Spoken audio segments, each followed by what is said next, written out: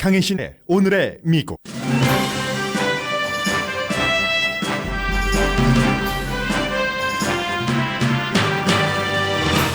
미국과 한국, 북한은 신중하게 정상회담 준비를 하면서 동시에 한미 합동 군사훈련도 치릅니다. 군사훈련은 처음으로 세 나라가 모두 호의적인 분위기에서 시작됩니다.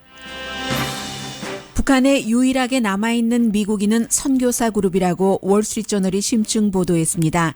기독교 선교사의 구호 활동은 동료 기독교인 사이에서도 논란이고 정상회담 결과에 따라 달라질 수 있다는 게 보도의 핵심입니다.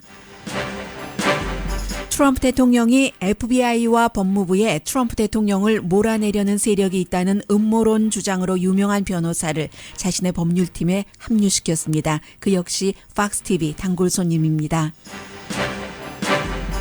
트럼프 대선팀과 작업했던 데이터 분석회사 CA와 페이스북의 개인자료 유출 논란은 국제쟁점이 됐습니다. 미시시피 주지사는 미국에서 가장 강한 낙태 금지법에 서명했습니다. 임신 15주일 이후에는 생명이 위협될 때만 낙태를 허용하는 법으로 당장 고소당했습니다. 블라디미르 푸틴 러시아 대통령의 재선에 대해 많은 언론이 서방 세계의 러시아 제재가 러시아인을 푸틴에게 단합하게 한 요소가 많다고 보도합니다. 그러나 진짜 이유는 유력한 후보의 출마를 막고 언론을 통제했으며 푸틴에게 투표하도록 강요하고 유도한 푸틴의 독재 정치 때문입니다. 니콜라스 사코지 전 프랑스 대통령이 카다피의 돈 5천만 달러를 선거 자금으로 받아 당선됐다는 혐의에 대해 조사받고 있습니다. 혐의가 사실이면 여러 법 위반이 있지만 인간적으로는 카다피의 돈을 받아 대통령이 되고 카다피 살해에 앞장선 사람이 니콜라스 사코지가 됩니다.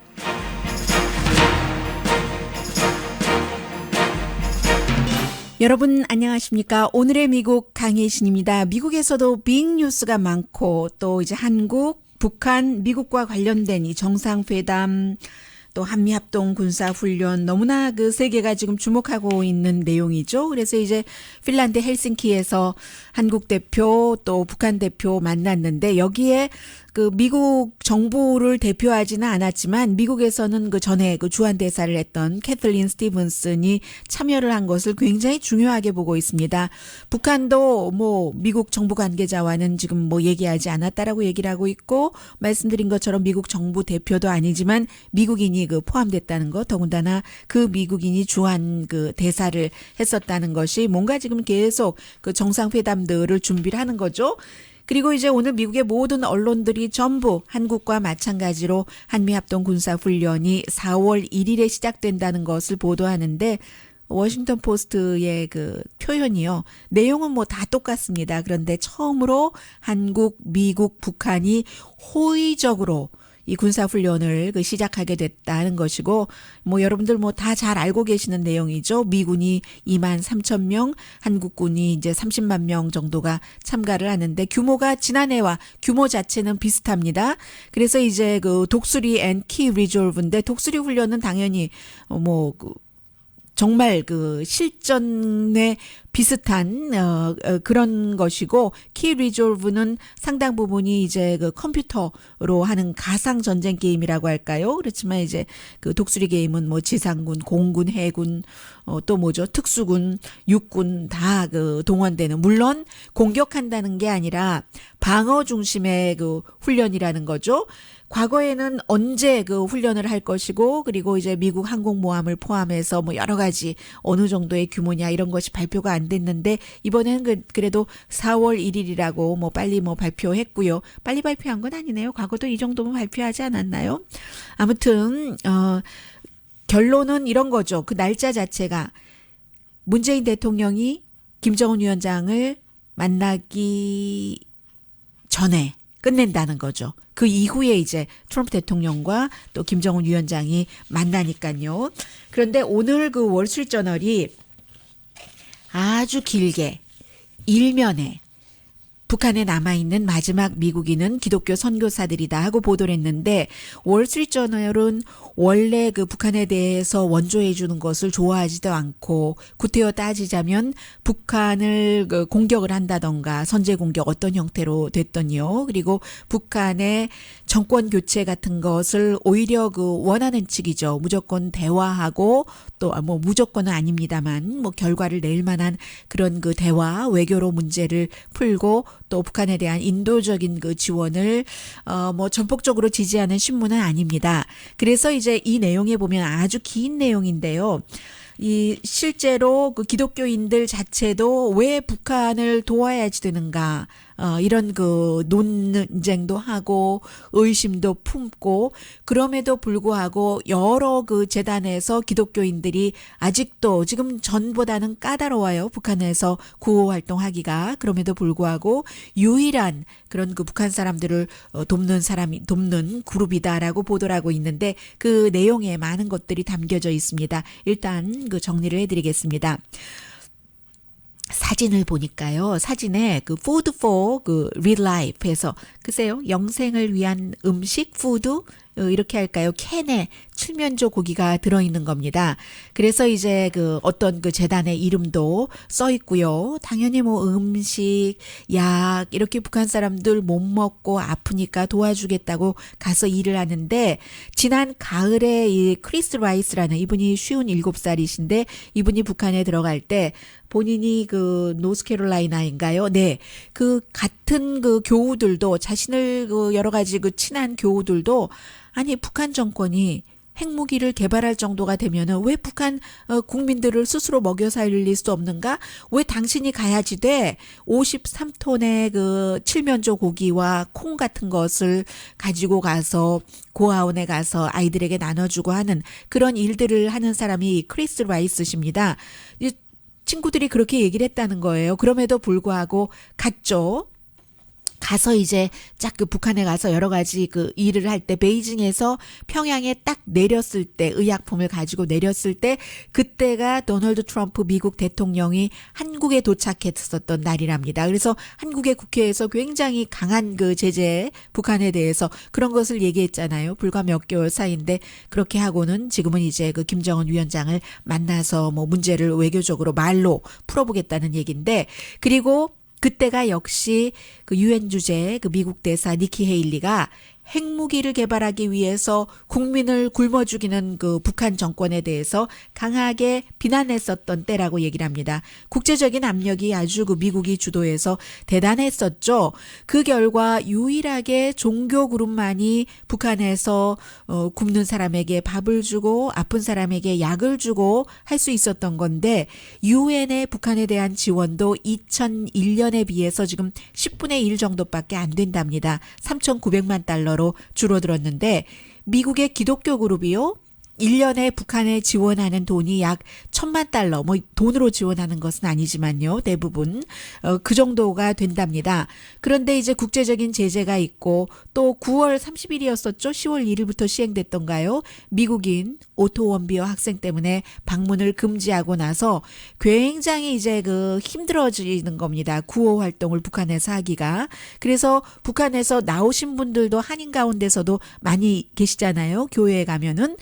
베이징에서 덜덜거리는 그 러시안 제트기를 타고 북한을 도우려고 들어가서 약품과 음식뿐만이 아니라 우물도 파잖아요. 그리고는 이제 이런 일들을 쭉 그 하는데 동료들도 이제 같은 호텔에서 평양에 도착하자마자 만났다는 얘기예요. 재단은 다르지만 그 스티븐 린튼 씨는 아주 유명하죠. 유진벨 재단 한 4대째 내려오는 67세가 되신 이 증조부가 이제 유진벨 재단 한국에서 선교사 하다가 뭐 여러 가지 만들고 해서 쭉 이렇게 했었던 1800년대부터 그 집이 이런 그 선교를 남한에서 시작해서 이제 북한까지로 간 이런 사람들도 만나서 이분도 지금 계속 하고 있는 거죠. 와이프도 마찬가지로 하고 있는 것이고 왜 이 사람들은 북한이 그러는데 왜 해? 라고 얘기할 때마다 바이블에 적을 사랑하라. 이런 말을 몸으로 실천한다는 얘기예요. 그러면서 이제 그 신뢰를 쌓아가는데 북한에서 지금 기독교에 뭐 여러 재단들이 있지 않겠어요? 뭐 심지어는 뭐 퀘이커의 Friends Service Committee가 있고 또 이제 몰몬이요. 그 Church of Jesus Christ of Latter-day Saints가 있고 월드 비전도 있고 앞서 말씀드린 미스터 라이스 씨 같은 경우는 그 메노나이트 센트럴 커미리예요. 캐나다에 지금 많죠. 예전에 뭐 16세기 그때부터 있었던 평화주의자들 그런 그 기독교 재단을 통해서 간 건데 트럼프 행정부가 계속 과거에 미국이 계속 그 북한에 도움을 줬었던 것이 실패다라고 강조를 하는 이때에 지금도 아주 정말 마음 졸이면서 북한에서 일을 하고는 있지만 만약에 트럼프 대통령과 김정은과의 회담이 잘못되면은 이 정도 줄어든 인도주의 차원의 도움도 더 나빠질 수 있다는 것까지도 크리스찬들은 알면서 일한다는 거예요. 그래서 지금 미스터 라이스나 미스터 린튼 씨나 전부 그 두 사람 다 선교사의 아들이기 때문에 그 깊은 뿌리로 인해서 이런 그 여러 가지 동료들조차 의심하는 눈초리로 바라볼 때 일을 할 수 있다는 것이고 또 하나는 그 크리스찬으로서는 평화를 찾는다는 것은 적과 대화를 할 수 있는 용기다. 또 비난을 달게 받는 것이다. 이런 얘기를 하고 있는 겁니다. 특히 이제 그 미스터 라이스 씨 같은 경우는 지금 하고 있는 이 재단 자체가 그 아주 위험한 지역에서 사람들을 돕는 일을 하는 것이죠. 그리고 유진벨 재단의 그 미스터 린튼 씨도 북한에 1970년 이후에 80번 이상 간 사람이잖아요. 특히 이제 유진벨 재단은 한국 분들도 너무나 그 잘 알고 계시는 것처럼 폐결핵 같은 이런 그 치료를 많이 하고 있는데 그에 비해서 다른 많은 크리스천 그룹들은 북한에서 지금 등을 돌리고 있다는 겁니다. 아니 정권에 돈이 들어가는데 이걸 왜 해야지 되는 거야? 뭐 그런 얘기요. 그래서 2004년 이후에 이제 북한에 전혀 그 도움을 주지 않는 뭐 이런 등등의 일들도 있고요. 그런데 사실은 북한에 대한 이런 그 특히 복음주의의 지원 같은 것은 1990년대 빌리 그레함이 시작했잖아요. 빌리 그레함 목사가 사실은 남한에서 교황 이외에는 가장 많은 군중이 모였다. 500만 명이 모여서 사흘인가요? 나흘 동안에 하루에는 뭐 100만 명이 모였다고 하고 그때는 박정희 시대의 반공 복음주의가 반공하고 굉장히 그 연결 공산주의를 싫어하기 때문에 연결되기 때문에 박정희의 초대를 받아서 이 빌리 그레함 목사가 그렇게 부흥회를 할 수 있었지만 그 빌리 그레함 목사가 남한에서 그랬을 때 북한에서 엄청 욕했는데 그야말로 사탄이 가서 그런다 이렇게 뭐 북한식 표현으로 하자면요. 그런데 김일성 주석이 또 빌리 그레함 목사도 초대를 하잖아요. 그때부터 이 그 북한 구호 활동이 시작이 됐다는 겁니다. 빌리 그레함과 그 린튼 목사에 대해서는 시간이 있으면 나중에 조금 더 말씀드리기로 하고요. 그래서 2016년도에는 북한의 국영방송이 미스터 그레함이 그 당시에 김일성을 만나서 북한은 바이블이 필요하지 않다. 이런 얘기를 했다고 해서 굉장히 이슈가 됐었고 이 그레함 재단에서는 그런 것에 대해서 그런 일이 없었다라고 했고요. 아무튼 이렇게 시작돼서 이 기독교인들의 도움이 한인들도 많이 가고 있잖아요. 한의사들도 가고 국제 도움이 끊어지는 상황에서도 계속 이어지고 있다 하는 내용들을 쭉 전하면서 이 월스트리트저널은 프랑스의 구호 단체에도 사실은 그 액션 어게인스트 헝거라는 단체도 2000년도에 북한에서 빠져나왔다는 것을 강조합니다. 왜냐하면 그 북한이 그 돈을 뭐 엘리트 그룹에게 빼돌린다던가 그 약품을 다른 식으로 또 블랙마켓으로 하고 등등 그들만 부자로 배를 채운다고 해서요.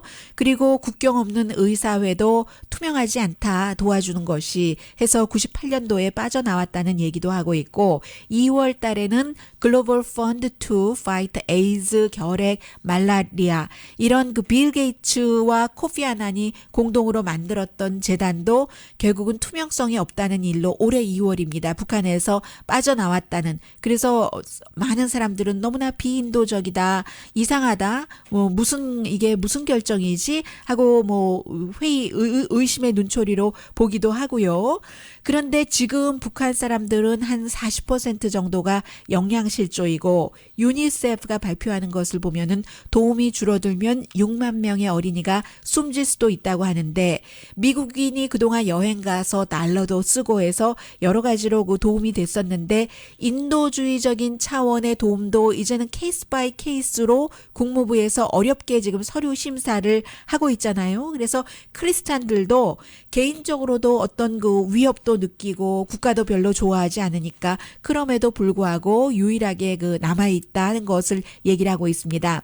그리고 이제 평양 그 과학기술대학도 사실은 기독교인이 설립한 거잖아요. 2010년도에 제임스 킴이라는 한국에서 태어난 미국인이 4천만 달러를 들여서 이제 그 뭐 복음주의 여러 가지를 그 바탕으로 깔고 그런 것 없는 척 하면서 거기에서 이렇게 딱 그 문을 그 열어서 엘리트 북한인들을 사실은 그 영어로 가르치고 공부하고 하니까 그래서 이렇게 서구식의 여러 가지 그 개방을 한다 하는 뜻도 있지만 또 다른 쪽에서는 그렇게 해서 컴퓨터 해커를 키우네, 미사일 과학자를 키우네 하는 비난도 받고 있고 그러나 이 사람들의 제일 그 밑바탕에는 항상 기독교라는 것이 있다는 거잖아요. 그러면서 이제 월스트리트저널이 김일성이 기독교인들을 굉장히 박해했지만 스스로는 장로교 집안에서 태어나서 교회 그 오르간도 칠 줄 아는 사람이다. 뭐 그리고 또 그 김일성 주석이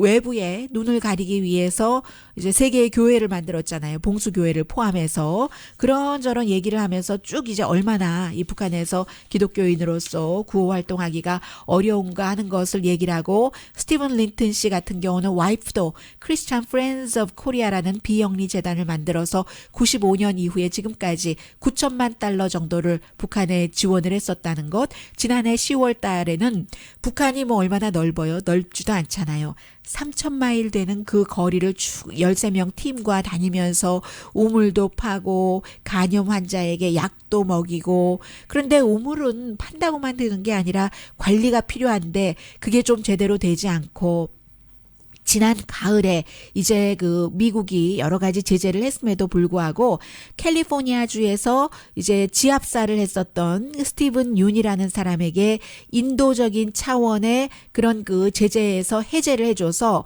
이 스티븐 윤 이분이 300만 달러를 들여서 병원을 만들고 특히 이제 장애인 어린이들 병원을 만들고 나중에 이 미스터 윤은 와이프와 자녀도 함께 2009년도였었잖아요. 그 당시에 북한으로 이사 가서 장애 어린이들을 막 돕고 하다가 결국은 이제 그 2012년도에 이 미스터 윤이 처음으로 미국 시민 김일성 대학에서 의학 박사 그 시험에 합격을 한 그런 그 첫 번째 미국 시민이 됐는데 이제 그 여행 금지 때문에 12월 달에 뭐 한국으로 나갔는데 그런데도 가족들이 다시 그 북한에 돌아가고 싶어 하고 미스터 윤만 그 평양에 병원을 체크하기 위해서 갔었고 이런 그 여러 가지 일들이요. 결국 북한 돕기를 이 상황에서 북한 사람들을 돕는 거잖아요. 정권을 돕는 게 아니라 하는 데는 신앙이 있는 것 그리고 어떠한 그 개인적인 그 신변 안전 같은 것에 대한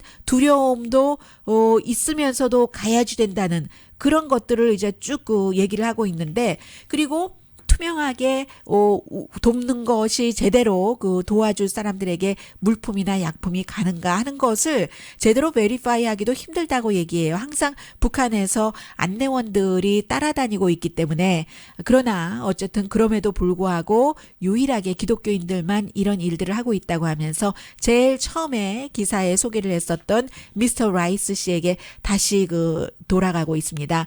이 사람은 북한에 이제 그 소이밀크 공장을 이렇게 만들어서 이제 사진에 오늘 월스트리트저널 사진에 보면 콩을 딱 그 만지는 그런 사진도 있는데 북한의 농업 전문가 4명을 그 본인이 이제 일하고 있는 사람 가운데 농업 전문가도 포함이 돼요. 그런데 4명이 아니라 북한의 농업 전문가를 캐나다로 이렇게 초대를 해서 새로운 테크닉을 배워서 북한에서 이제 새로운 그 농업 방법으로 뭔가를 그 수확을 더 많이 할 수 있게 하는 지금 그런 것을 기획을 하면서 5월 달에 다시 그 방문을 한다고 하거든요. 왜냐하면 캐나다에 이분이 그 속해 있는 그 재단에서 하고 있는 기독교 재단에서 하고 있는 농장이 있기 때문에 때문에. 그러나 아무튼 그 유일한 그 기독교 그룹들이 북한에 있는데 굉장히 어렵다는 내용을 그 월스트리트저널이 보도를 하고 있고요.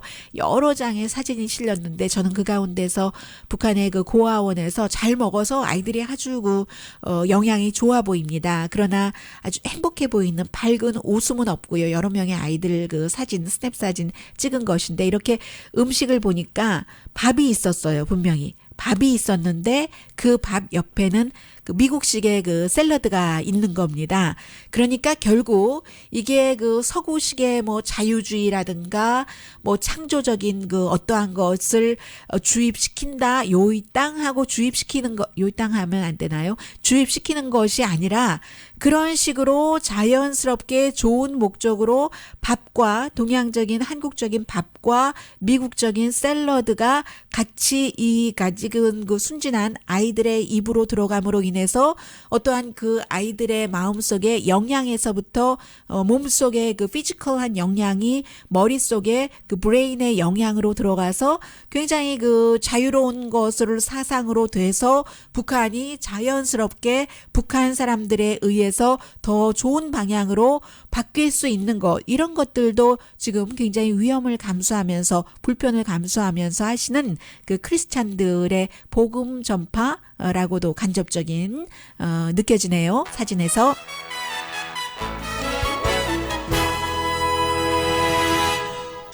잠시 뒤에는요, 이 트럼프 대통령이 이제 새로운 변호사를 이제 고용을 하는가 보는데 이미 했는지도 모르겠습니다. 역시 그 텔레비전에 강한 사람이에요. 텔레비전에 강한 사람이고 그리고 실력이 있는 사람입니다. 워싱턴에서 변호사를 했는데 이 사람이 예전부터 클린턴 부부에는 거의 그 적대적이었었고 이 트럼프 대통령을 강하게 보호하는 그런 그 주장을 팍스 TV에 나와서 많이 했었던 그 변호사인데요. 아버지가 오페라 가수라서 그런지 말하는 그 발성이라던가 설득력, 물론 변호사이기도 하지만 굉장히 좋은 사람입니다. 이것 보면은 특별검사와 오래 싸우겠다 하는 느낌이 들고요. 그 밖에 아주 그 중요한 미국 뉴스들이 있거든요. 잠시 뒤에 전합니다. 라디오 서울 방송 오늘의 미국 듣고 계십니다. 미국에서 그 연방 하원과 상원이 상당히 다릅니다. 어떤 부분에서 다르냐면 임기 자체가 상원이 6년이고 하원이 그 2년이기 때문에 하원은 항상 이제 그때그때 당선되고 나면 바로 선거 기금 모금하고 또 그 대통령의 도움도 받을 수 있으면 받고 또 다음 선거를 준비를 하는데 상원은 6년이잖아요. 그래서 다루는 이슈도 조금 다르고 상원 같은 경우는 이제 국제적인 이슈나 국가의 어떤 그 이상 이런 것 같은 것도 다루죠. 그래서 하원에서 얼마 전에 이제 그 러시아 그 사태에 대해서 대통령 그 캠페인 팀과 아무 관련이 없다 이런 결론을 내렸고 좀 전에 연방 상원에서 역시 그 조사 결과를 발표를 했는데 상원에서 뭐라고 얘기를 하냐면은 국가라면은 어떤 국가든 다른 국가로부터 그 선거에서 공격을 받았을 때 거기에 대해서 대처를 해야지 되고 반응을 보여야지 된다. 그렇게 한 주체에 대해서 국가로서 경고를 해야지 된다. 뭔가 조사를 계속 이어가야지 된다는 그런 뉘앙스로 얘기를 했습니다. 그래서 지금 이제 공화당이라든가 백악관 트럼프 대통령을 지지하는 그런 그룹에서는 1년이나 조사를 했는데 아무것도 나오지 않는데 그걸 왜 하느냐 하지만 원래 특별검사 조사가요 그렇게 쉽게 끝나는 게 아닙니다. 개인의 뭐 절도, 큰 절도 이런 사건을 수사하고 할 때도 몇 년씩 걸리잖아요. 원래 처음부터 특별검사가 임명될 때부터 뭐 몇 개월 안에 끝나지 않을 것이라는 것은 그건 너무나 당연한 일이고 더군다나 이제 이번 같은 경우는 미국에서 미국 내에 그 수사를 하는 특별검사도만 하더라도 모니카 루윈스키 그런 그 대통령과 모니카 루윈스키에 관한 것만 하더라도 기간이 많이 걸리잖아요. 이것은 국가 대 국가의 여러 가지가 되기 때문에 기간이 많이 걸린다는 것은 너무나 그 당연한 일이고요. 그리고 심지어 지금 그 공화당의 하원에서조차도 할 수 없이, 백악관에서도 할 수 없이 특별검사가 러시아가 미국 대선에 개입을 해서 기소를 한 그것에 대해서는 인정을 할 수밖에 없었잖아요. 그럼 특별검사의 지금까지의 그 수사 과정을 인정을 한다는 뜻이죠. 그러면 시작을 했으면 끝을 봐야지 되는 게 당연한 게 아닌가, 뭐 이런 그 주장들도 많이 있다는 것. 왜냐하면 반대측 주장에서는 끝내라 하니까 끝내라 하는 것에 대해서 이런 주장이 있다는 것을 말씀드리면서요. 트럼프 대통령도 이게 오래 갈 것이라고 생각을 하는 것 같아요. 지금 트럼프 대통령이 블라디미르 푸틴을 곧 만날 것이라고 얘기를 하는데 지금 저희가 이게 들리지가 않고 있군요. 제가 더 이상 말씀을 못 전해드리겠어요. 왜냐하면 대선에 당선이 됐는데 아직 뭐 축하 메시지 같은 것을 안 보냈다고 기자들이 물어보니까 곧 만나서 무기 거래 같은 것에 대해서 토론을 하겠다는데 푸틴 말도 다 믿으면 안 됩니다. 거의 거짓말이 많아요. 왜냐하면 푸틴이 여러분들께 지난번에 전해드렸었죠. 선거 치르기 직전에는 미국의 그 미사일 방어 시스템이 아무 소용이 없다. 우리가 그것을 다 무찌를 수 있는 무적의 어떤 무기를 개발했다라고 얘기하고 선거에 당선되자마자 하는 말이 무기 경쟁에는 관심이 없다라고 뒤집어 버렸거든요. 그러니 푸틴의 말을 뭘 믿겠어요. 아무튼 다시 이슈 돌아와서 트럼프 대통령이 새로운 그 법률팀의 격투사처럼 불리는 사람이에요. 정말로 그 스트리트 파이터 같은 그 변호사 업계에서는 잘 알려진 워싱턴 DC에서 전에 특별검사도 했었던 사람이거든요. 조 디제노바라는 사람을 이제 합류를 시켰습니다. 팍스에 자주 출연을 해서 특히 이제 그 팍스에서 대통령 방어에 앞장서는 션 해니티와 함께 앞장서는 나비 넥타이맨 사람이요. 터커 칼슨 쇼에 나와서 이것은 보통 이제 그 딥스테이트라고 얘기를 하잖아요. 정부나 관료 정보국 내의 FBI와 이번 케이스는 법무부에 트럼프 대통령을 싫어하는 사람들이 있기 때문에 어떻게 하면 트럼프 대통령을 잡아먹으려고 못 잡아먹어서 안달하면서 잡아먹으려고 꾸미는 음모다. 그 꾸미는 음모가 이제 그 러시아의 그 대선 개입설과 트럼프 대통령의 캠페인의 개입설. 처음에는 러시아의 대선 개입설조차도 부정을 했었었죠. 그러나 그것은 이제 특별검사의 조사로 인정을 할 수 없이 하는 것이고 이런 딥스테이트 트럼프 대통령을 끌어내리려는 것이다. 음모론을 계속 강조해 왔었던 변호팀에 합류를 시켰습니다. 그래서 이게 장기전에 대비한다는 것이고 그리고 TV에 자주 나와서 말 잘하는 사람을 굉장히 좋아한다는 뜻이고요. 그리고는 또 뭐가 있나요? 그런 정도 말씀드리면 될 것 같은데요. 지금 대통령의 변호팀들도 너무 놀랐답니다. 이 사람을 새로운 변호팀에 합류시킨 것에 대해서 떠나는 사람도 당연히 있을 테고요. 놀랐다는 것은 이번에도 새로운 변호사를 하이어하면서 비서실장과도 컨설팅을 하지 않았다는 것. 백악관의 변호사와도 도널드 맥칸과도 컨설팅을 하지 않고 대통령이 이제 이렇게 TV 보다가요. 이제 장관도 그런 식으로 임명을 좀 하려고 하니까 지금요. 보다가 친구들에게 전화를 한대요. 백악관 밖에 있는 친구들에게 요즘에는. 그래서 이제 결정들을 많이 한다고 하는데 아무튼 말씀드린 것처럼 이 변호사가 트럼프, 힐러리 클린턴, 빌 클린턴 굉장히 싫어했었는데 그런데도 불구하고 빌 클린턴이 처음에 아버지 부시 대통령과 선거를 치를 때요. 그 당시에 후보였었을 때 아버지 대통령 측에서 빌 클린턴이 베트남 전쟁에 나가지 않으려고 그 당시에 이제 옥스퍼드 로드 장학생으로 가 있을 때였거든요. 그때 미국 시민권을 포기하려고 했었다. 그런 루머가 많이 있었어요. 근데 이 루머를 과연 그 당시에 이제 국무장관이었던 제임스 베이커 이쪽에서 흘러나온 것인가 이런 얘기가 많았거든요. 그런 것을 조사하기도 했었어요. 3년 동안 조사했었습니다. 이 케이스 하나를 가지고 특별검사로. 그러다가 그 당시에 이제 부시나 제임스 베이커 측에서 좀 스투핏하게 일을 하긴 했지만 위법은 아니다. 이런 결론을 내렸었는데 아무튼 클린턴 집안을 굉장히 싫어하는 사람이에요. 이런 사람이 지금 됐는데 아버지가 오페라 가수라서요. 조 디제노바가 본인도 노래합니다. 가끔 정치 모임에서 굉장히 아무튼 텔레비전에 나오면 설득력 있게 얘기 잘하는 그런 사람을 임명을 했고요.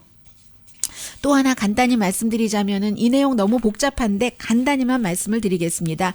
더군다나 분명한 것은 그 트럼프 대통령 선거 캠페인과 연관된 회사이기 때문에 더 많은 주목을 받기도 하는 게 사실이거든요. 캠브리지 그 애널리티카라는 이 회사, 모 회사는 따로 있고 이 회사가 원래 이 이름 자체가 이 미국 회사인데요. 이 트럼프 대통령 지지하는 사람들이 돈 많이 내서 만든, 그리고 이 전 수석 전략과도 연관이 된 그 스티브 배넌도 그런 회사인데 내부 고발자가 고발을 해서 이게 나온 거예요. 더 이상 그 CA 약자로 부를게요. CA에서 일하지 않는 사람이 고발을 해서 나온 건데 이게 혼돈되는 게 캠브리지 대학교의 어떤 그 교수가 만든 프로그램이에요. 개인 그 성향 같은 것을 테스트하는 프로그램인데 페이스북에서 이 앱을 통해서 뭔가를 하려면은 개인 정보를 줬어야 되는데 그 개인 정보를 이 그 교수가 이 회사 캠브리지 그 애널리티카라는 회사에게 줬다는 겁니다.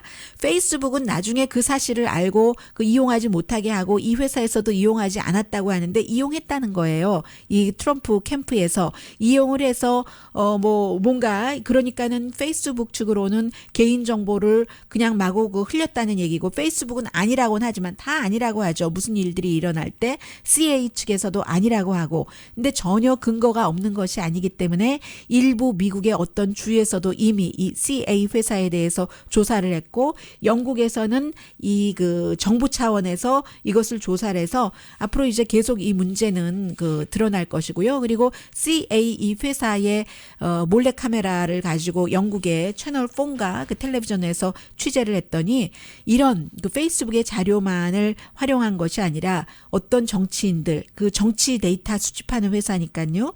그런 정치인들에 대해서 우크라이나 소녀들이 예쁘니까 그 사람 정치인 집 주변에 뭐 이런 여자들을 심어놓고 뇌물을 주고 온갖 공작이 다 들어간다는 겁니다. 실제로 정치 캠페인 하다 보면 그 합법적이라는 이름을 달고 있는 테두리 안에서 모든 게 다 동원은 되죠. 이 CA라는 회사에서 그런 것까지 했다는 주장이 나오고 CA는 그것도 아니라고 하고 복잡한 상황에서 이 페이스북 주식값은 계속 떨어지고 마크 저커버그 돈 줄어들고 마크 저커버그도 지금 그 뭐 상원 그 청문회에 나와야지 된다 이런 얘기 나오고 있고요. 너무 빨리 말씀드렸죠. 미시시피 주지사가 임신 15주일 이후에는 낙태를 할 수 없도록 한 법안에 서명을 해서 법이 됐는데 서명하자마자 1시간 뒤에 그럴 수가 있느냐. 무슨 이런 15주일이면 얼만큼인가요? 아무튼 그 이후에는 절대로 강간당해서도 안 되고요. 근친상간도 안 되고요. 다만 이제 여성의 생명이 산모의 생명이 위험될 때 그때만 허용을 하고 안 한다는 겁니다. 미국에서 시행이 되면 가장 강한 낙태법이에요. 그래서 이게 그 시행이 될지 안 될지 법원에서 일단 그 판단을 하겠죠. 아, 너무 빨리 왔어요.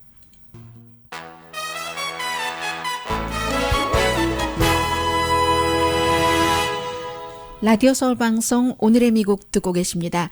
이제 그 러시아에서 선거가 끝나고 나서 대체적으로 나오는 평 가운데 가장 중요한 것이 러시아에서 뭐 구소련에 대한 향수가 많다. 그리고 서방 세계에서 뭐 우크라이나 사태 등등을 통해서 러시아를 제재한 것이 오히려 그 푸틴 쪽으로 사람들을 몰리게 했다. 이런 얘기를 많이 합니다. 그런데 사실은 선거 전에는 조금 나오다가 중요한 게 선거 끝에 해야지 될 얘기들이 나오지 않는 것 같아서 좀 그 정리가 필요한 것 같아서 말씀드립니다. 미국과 러시아는 트럼프 대통령과 러시아와의 관계도 있고 해서 굉장히 중요하기도 하고요. 지금 블라디미르 푸틴은요.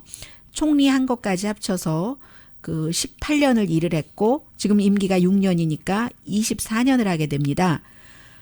스탈린 다음으로 가장 오래 독재자인 거죠. 독재자. 뭐 공정하게 지금 러시아 사람들이 뭐 경제가 좋고 해서 이 푸틴에게 몰렸다? 그건 아니라고 생각이 됩니다. 러시아라는 나라가 시간대만 하더라도 11개 구역으로 나눠집니다. 미국은 지금 3군데 시간대가잖아요. 인구가 1억 4천만 명이나 되고 그래서 정치라든가 정치인, 정책에 대한 그런 의견들이 정말로 많이 그 차이가 날 수 있어요. 물론 블라디미르 푸틴을 진정으로 좋아서 찍은 사람 가운데는 상당수가 과거에는 음식을 사려면 막 줄을 섰어야지 되고 자동차를 가진 사람도 없는데 지금은 경제가 나아졌다. 그리고 이제 선거 때가 되면은 푸틴은 항상 그 선거 장소를 페스티벌하는 곳으로 만들잖아요. 음식도 주고 엔터테이너도 오고 물건도 싸게 살 수 있고 장터처럼 하고 그리고 푸틴 이후에 물론 그 말도 맞습니다. 좀 그 구소련으로 몰락됐던 것이 자부심을 아주 그 마초가이로 했으니까 자부심을 갖게 된 이런 것도 라이프가 나아졌다 하는 것도 있고 그런 것도 있기는 있습니다. 그런데 선거에서요. 선거가 아니라 일반 생활하는 데서도 마찬가지죠. 중요한 라이벌이 나와 같이 경쟁하는 것이 금지가 되면은 얼마나 쉬운 선거예요. 이번에 푸틴이 그렇게 했잖아요. 그래서 그 사람을 많이 지지한 사람을 아예 선거에 나오지 못하게 하고 텔레비전에서는 24시간 동안 푸틴은 멋있어, 건강해, 뭐 서방 세계에 어떻게 할 수 있어 이런 것만 거의 세뇌시키고요. 그래서 지난번보다도 10포인트 많은 76%의 득표율을 가져갔습니다. 나머지 사람들 미미해요. 목표율에는 그렇게 강요를 했음에도 70% 달성 못하고 68% 투표율이었는데 시장들이 얼마나 홍보를 하고 그리고 또 어떤 직장에서는 투표를 했다는 것을 가져와 보라 하는데도 젊은이들은 18살에서 25살 사이는 9%밖에 선거에 참여하지 않았다고 하고요. 그리고는 얼마나 이 푸틴 주변이 뭐 부패했는가 이것은 뭐 말씀드릴 필요도 없는 것이고 또 뭐가 있습니까? 오늘 워싱턴 포스트는 사설에서 푸틴의 앞으로의 그 6년이 힘들 것이다. 왜냐하면 뭐 3% 경제 성장을 약속을 했는데 현재 그 2% 미만이잖아요. 미만인데 서구 사회의 경제 제재가 별로 영향도 못 미쳤다 하는데 그래서 더 강하게 더 단결해서 이웃 나라를 침공을 하면은 그를 더 제재를 해야지 된다 이런 얘기도 하고요. 지금 오일 값이 전에는 오일 때문에 좋았는데 오일 값이 그다지 오르고 있질 않잖아요. 플랫하잖아요. 그리고 시리아에 대한 미션도 푸틴은 잘 되고 있다 하지만 잘 되는 것 같지도 않아 보이고 서방 세계에 더 강한 그 제재만이 푸틴을 멈춘다 이런 얘기도 하고 있고요. 아주 뭐 중요한 얘기들이 있는데 시간이 없어서 이 내용은 다음에 전해드려야지 되나요?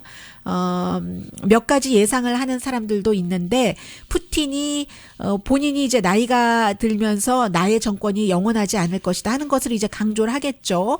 그래서 정부를 흔들고 후계자를 만들겠지만 후계자도 이 푸틴 같은 사람은 거의 그 끝까지 만들지 않을 그런 그 확률도 많고요. 기본적으로는 일본이 푸틴과 손을 잡으면서 뭐 여러 가지 일이 있잖아요. 뭐 섬, 뭐 쿠릴 섬 같은 거 이런 것을 서로 주고받기를 하면서 국내용으로 이용한다던가 시간이 없기 때문에 제가 The National Interest라는 2달에 한 번 발행되는 국제 관련 전문 잡지에 실린 글이 있는데 이 내용은 또 다음에 연관이 되면은 전해드리겠습니다. 강혜신의 네, 이게 아니고요. 그냥 제가 말로 할게요. 따다다다단 따라라라라란 라디오 서울 방송 오늘의 미국 듣고 계십니다.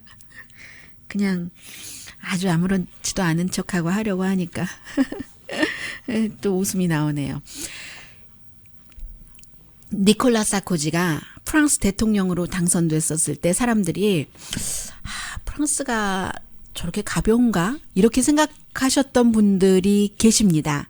여러 가지 니콜라 사코지의 그 성향을 보고요. 그런데 이제 와서 그가 대통령에서 물러나고도 한참 됐는데 무아마르 카타피 펀드에서 니콜라 사코지가 대통령이 될 때 돈을 5천만 달러나 지원을 했다는 게 나와서 지금 본인은 아니라고 얘기해요, 지금은. 그런데 조사를 받고 있는데 경찰 조사예요. 일단 리비아의 독재자의 돈을 받았다는 겁니다. 그리고 이것은 5천만 달러가 되면 그 5천만 달러만으로도 5천만 달러가 아니라 5천만 유로요. 법적 프랑스 선거 자금의 2배고 그리고 또 뭐가 있습니까? 외국 자본이 프랑스 대통령 선거에 들어오는 것이 허용이 되겠어요? 그게 안 되는 건데 이 여러 가지가 지금 다 걸리는 겁니다. 세월이 오래 흘러가고 나서 본인은 아니라고 당연히 지금 하고 있습니다만 그게 2007년도였으니까 11년 뒤에 이런 일이 일어난 것인데 돈 안 받았다 했는데 가만히 그 당시에 생각을 해보면요. 지도자들의 행보는 보면 동선을 보면 압니다. 사코지가 그 선거 캠페인을 하고 당선되고 나서 바로 무아마르 카다피를 국빈 방문으로 프랑스에 초대를 합니다. 2007년도였어요. 닷새 동안 카다피가 방문을 했죠. 그런데 더 슬픈 일이 있어요. 일단 오늘의 미국 후원해 주시는 분들부터 말씀을 드리고요. 4년 뒤에 니콜라 사코지가 앞장서서 무아마르 카다피를 결국은 살해하잖아요.